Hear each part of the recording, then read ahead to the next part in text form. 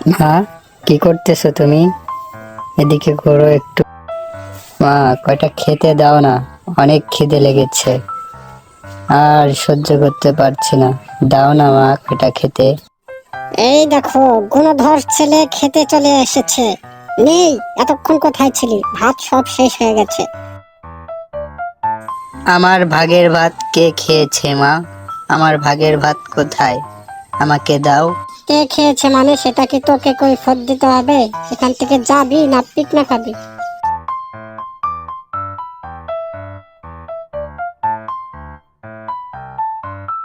চলে আসছে খেতে। এত খাই খাই খাই খাই করতেই থাকে সবসময়।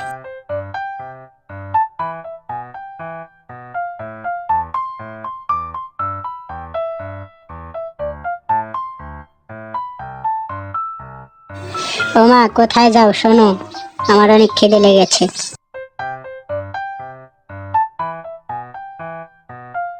তুই কোথায় গিয়েছিলি মা? তোকে তো খুঁজতে যাচ্ছিলাম।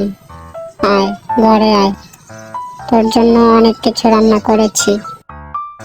ভাইয়া কোথায়? ভাইয়া কি খেয়েছে, নাকি ওকে আজকেও তুমি খেতে দাওনি? বলো তো। ওর জন্য তোকে টেনশন করতে হবে না, ও এখনো আসেনি। তোর খাবার তুই খেয়ে নে।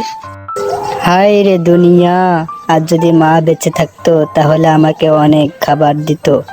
আর কোন সকালে একটা রুটি খেয়েছি।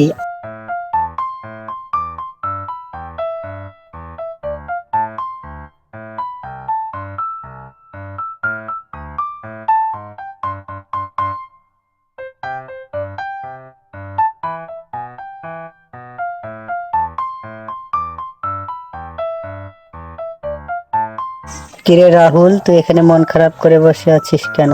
কি হয়েছে তোর? কিরে, কিছু বলছিস না যে? বল, কি হয়েছে তোর?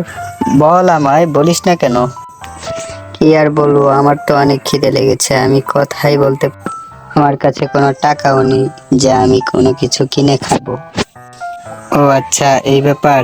তুই এখানে দাঁড়া, দেখি আমি কি করতে পারি তোর জন্য।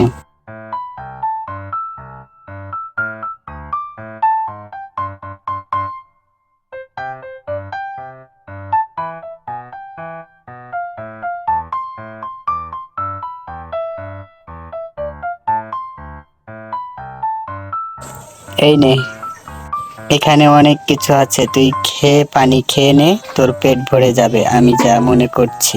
তোমাকে অনেক ধন্যবাদ গো কাকু, আমার অনেক উপকার হলো।